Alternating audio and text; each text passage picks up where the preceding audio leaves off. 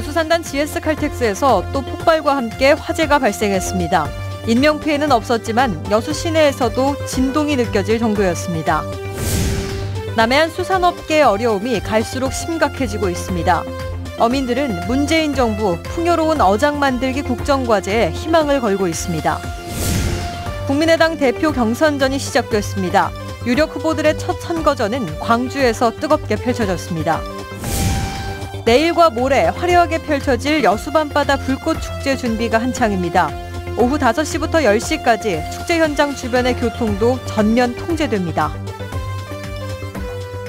여러분 안녕하십니까? 계속해서 전남 동부권 소식입니다. GS칼텍스 공장에서 불이 난 지 불과 8일 만에 오늘 또 화재가 발생했습니다. 다행히 인명피해는 없었지만 여수산단은 여전히 시한폭탄이라는 우려가 커지고 있습니다. 보도에 문형철 기자입니다. 공장을 집어삼킬 듯 화염이 치솟고 시커먼 연기가 하늘을 뒤덮었습니다. 여수산단 내 GS칼텍스 2공장에서 폭발음과 함께 불이 난 건 오늘 오전 6시 40분쯤. 소방차 20여 대와 200여 명의 인력이 동원돼 3시간 만에 가까스로 진화했습니다. 폭발 당시 충격으로 사고 지점에서 200m 정도 떨어져 있는 경비실 외부는 물론 내부까지 심하게 파손됐습니다.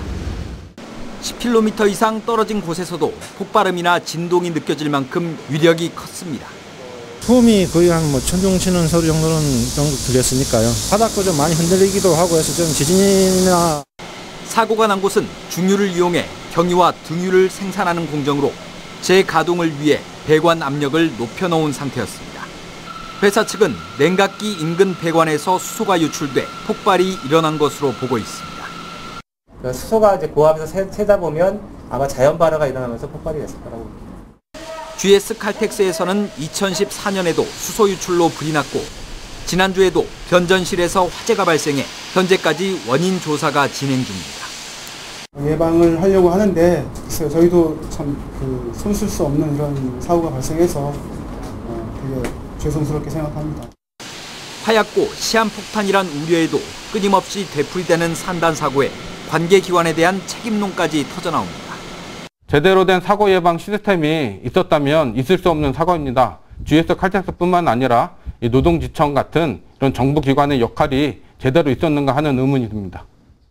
한편 경찰과 소방당국은 정밀 감식을 통해 정확한 사고 원인과 피해 규모 등을 조사할 예정입니다. MBC 뉴스 문형철입니다. GS칼텍스가 연이은 화재 사고와 관련해 대표이사 명의의 사과문을 발표했습니다. GS칼텍스는 지난 2일 변전실 화재에 이어 오늘 중진류 분해시설 사고로 인해 시민들께 심려를 끼쳐 진심으로 사과한다고 밝혔습니다. 또 어떤 책임도 회피하지 않을 것이며 정부기관과 합동으로 사고 원인을 명확히 규명하고 재발 방지 대책을 세워 투명하게 공개하겠다고 덧붙였습니다. 조금 전 오후 6시 10분쯤 광양항 사포 일부대에서 5만 6천 톤급 파나마 선적 석유 운반선에서 중진류 하역 작업을 하던 도중에 유리호스가 터져 중진류가 부두와 해상에 유출됐습니다. 신고를 받고 출동한 해경과 관계기관은 방제정 등 선박 7척과 흡착포 등을 이용해 방제 작업을 벌이고 있습니다. 해경은 선박과 부두 관계자를 상대로 정확한 사고 경위와 유출량 등을 조사하고 있습니다. 오늘 낮 12시 50분쯤 여수시 신월동 하수종말처리장 인근 해상에서 스쿠버 다이빙을 하던 55살 김모 씨가 바다에 빠져 있는 것을 민간 잠수부가 발견해 병원으로 옮겼지만 숨졌습니다. 해경은 사고 현장에서 김 씨와 함께 스쿠버 다이빙을 했던 강사를 상대로 정확한 사고 경위를 조사하고 있습니다. 이에 앞서 오늘 오전 10시 반쯤엔 광양에서 여수 방향의 이순신대교 위에서 43살 노모 씨가 다리 아래로 투신해 숨졌습니다. 해경은 유족과 목격자 등을 상대로 정확한 사고 경위를 조사하고 있습니다. 남해안의 수산업계가 어족자원 고갈과 어장 황폐화로 점점 쇠퇴의 일로를 걷고 있습니다. 어민들은 문재인 정부의 국정과제인 풍요로운 어장 만들기에 발맞춰 새로운 양식산업과 지원 정책에 희망을 걸고 있습니다. 김종태 기자가 보도합니다. 한때 수산업이 지역 경제 기반의 중심축이었던 여수. 올해 여수 지역 어민을 비롯한 수산업 종사자는 3만여 명으로 10년 전과 비교해 30% 이상 줄었습니다. 어선도 4천여 척만이 등록돼 지난 5년 동안 600척 정도 감소했습니다. 무분별한 남획과 함께 바다 사막화와 어장 환경 오염이 주된 이유가 되고 있습니다. 바다 사막화가 또 가속화되고 있고 또 매년 반복적으로 적조라든지 그다음에 이상수온으로 어피해가 이렇게 발생하고 있거든요. 어족 자원을 늘리기 위한 인공어초 투하와 취업 방류 사업 등도 어장 회복에 뚜렷한 성과를 내지 못하고 있습니다. 그러니까 정확한 이하인 실태 조사가 필요합니다. 이제까지 했던 것은 그 원인을 제공한 그 당사자들에 의한 실태 조사였습니다. 정부는 잡는 어업은 더 이상 한계가 있다고 보고 기르는 어업인 양식 산업 육성에 힘을 쏟고 있습니다. 양식 품종을 다양화하고 양식 기술의 현대화에도 박차를 가하고 있습니다. 해상가두리를 관리하는데 가능한 그 자동화 시스템을 도입해서 그 일손을 돕거나 이제 경비를 절약할 수 방안도 같이 연구를 지금 하고 있습니다. 부족한 수산업 인력 수급과 돌아오는 어촌 만들기 사업을 위해 다양한 지원책 마련에도 부심하고 있습니다. 정착 지원금을 이제 무상으로 지원해주고 있습니다. 새 정부 일자리 창출 일환으로 친환경 양식 청년 고용 지원 사업을 추진하겠습니다. 어족 자원 감소에도 불구하고 늘어나는 수산물 소비로 미래 먹거리 산업으로 떠오르고 있는 수산업. 위기를 기회로 전환시켜 옛 수산도시의 명성을 찾기 위한 지역 어민과 수산당국의 발걸음이 빨라지고 있습니다. MBC 뉴스 김종태입니다. 후보 등록을 시작으로 국민의당 대표 선거전이 본격화했습니다. 첫날부터 유력 후보들이 광주에서 맞붙었습니다. 윤근수 기자입니다.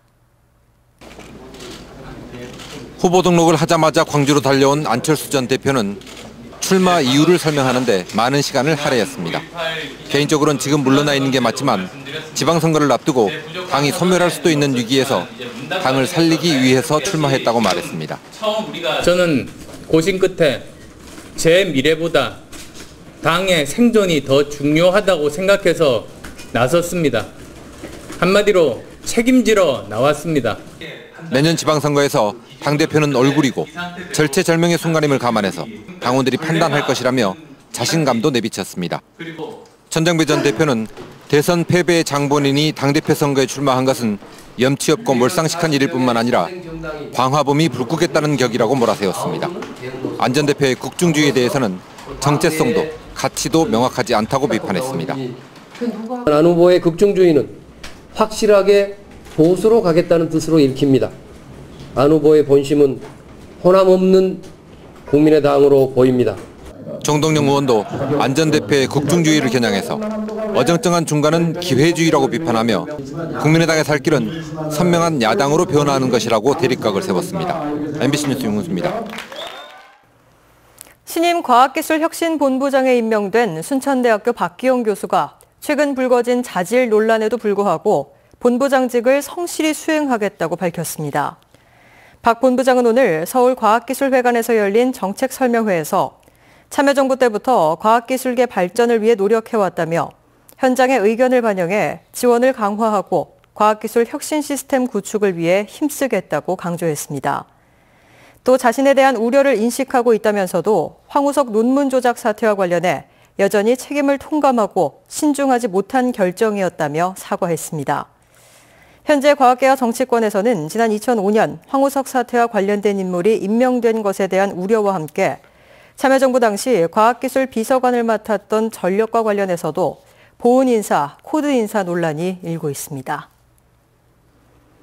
여수시가 여수밤바다 불꽃축제를 앞두고 막바지 준비에 나섰습니다. 여수시는 내일 개막하는 여수밤바다 불꽃축제 기간에 맞춰 교통대책과 노점상 단속 등 855명이 투입된 15개 분야 대책반을 운영합니다. 특히 여수 전역의 공영주차장 27곳을 오후 6시부터 12시까지 한시적으로 무료 개방하고 시내버스도 오후 11시 30분까지 연장 운행합니다. 축제 기간 오후 5시부터 10시까지는 여객선 터미널부터 중앙동 사거리 구간은 교통이 통제됩니다. 광복 72년이 됐지만 일제강점기 해외가 아닌 국내에 강제에 동원됐던 피해자들 여전히 아무런 보상조차 받지 못하고 있습니다. 강제에 동원됐던 광부 118명이 한꺼번에 수장된 아픔을 간직하고 있는 특별한 분들을 박영훈 기자가 만나봤습니다. 일제강점기 파헤쳐진 해남의 옥매광산입니다. 전투기 등 군수품에 사용되는 알루미늄의 원료인 명반석이 주요 광물로 당시 최대 1000명이 넘는 조선인들이 거센 작업에 동원됐습니다. 이들은 1945년 봄 일본군에 의해 제주도로 끌려가 인공굴과 진지를 쌓아야 했습니다. 광복의 기쁨도 잠시 같은 해 8월 고향으로 돌아오던 배가 완도 청산도 부근 해상에서 화재로 침몰했고 일본 군함은 사고를 보고도 구조를 외면했습니다. 배 탔던 220여 명 중 118명이 한꺼번에 목숨을 잃었습니다. 노동하러 나가가지고 끌려가서 돌아오지도 못하고 바다에서 수장됐다는 걸 생각할 때는. 하지만 기초조사가 2차례 있었을 뿐 일제강점기 국내 강제동원 피해에 대한 규정이 없어 72년이 지나도록 이렇다 할 진상규명도 보상도 받지 못하고 있습니다. 화가 많이 납니다. 왜 우리가 이렇게 고생을 해야 되는가. 나라는 자기네들이 빼앗겨놓고 이 민초들이 지금도 고생을 하면서. 일제강점기 국내 강제동원 시설은 8,000곳 남짓, 군함도 등 일본에 있는 강제동원 시설 4,000여 곳보다 2배가 많습니다. 동원된 연 인원도 650만 명으로 국외 동원 130만 명의 5배가 넘지만 정부의 무관심 속에 잊혀져 가고 있습니다. MBC 뉴스 박영훈입니다. LF스퀘어 지역 협력 사업의 하나인 골프장 건설 부지가 황금동 구봉산 일대로 추진되고 있습니다. 광양시는 최근 LF 측으로부터 황금동 구봉산 일대 110만 제곱미터 부지에 1,043억 원 규모의 호텔과 골프장, 수영장 등을 갖춘 구봉산 관광단지 조성 제안서를 제출받은 뒤 구체적인 사업 계획을 논의하고 있습니다. 시는 다음 달 초 LF 측 실무진과 만나 제안서에 따른 이행 협약식 추진과 함께 지원 총괄부서와 TF팀을 구성하고 조속한 사업 추진을 촉구할 계획입니다. LG MMA 여수공장 직원들이 월급에서 일정액을 모아 후원하는 엔젤펀드 성금 400만 원을 문수동과 미평동에 각각 전달했습니다. 후원금은 복지사각지대 저소득층을 위해 사용할 예정이며 LG MMA 관계자는 엔젤펀드를 지속적으로 운영해 나눔 활동을 확대할 계획입니다. 올해 하반기 검찰 정기 인사에 따라 오는 17일부로 신임 광주지검 순천지청장에 김광수 법무부 대변인이 취임합니다. 김광수 신임 지청장은 사법연수원 25기 출신으로 대검찰청 감찰 2과장과 서울중앙지검 공안 2부장검사 등을 역임했습니다. 한편 문찬석 전 지청장은 서울 동부지검 차장검사로 자리를 옮겼습니다. 가뭄이 지속되면서 광양 4대 계곡의 피서객들의 발길이 크게 줄었습니다. 광양시에 따르면 지난 한 주 동안 광양 본강과 옥룡계곡 등 4대 계곡을 찾는 피서객은 모두 18,000여 명으로 지난해 같은 기간 33,000여 명에 비해 절반 가까이 줄었습니다.